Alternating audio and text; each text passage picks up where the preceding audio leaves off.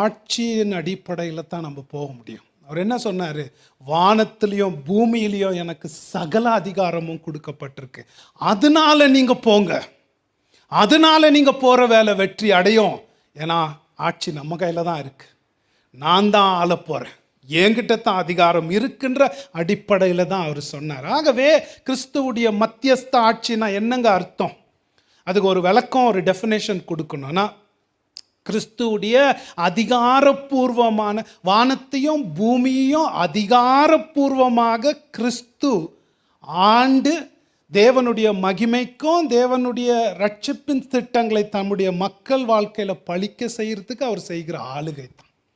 A mediatorial reign of Christ is his official, powerful rule of all things in heaven and on earth for the glory of God and to execute God's salvation purposes for his people.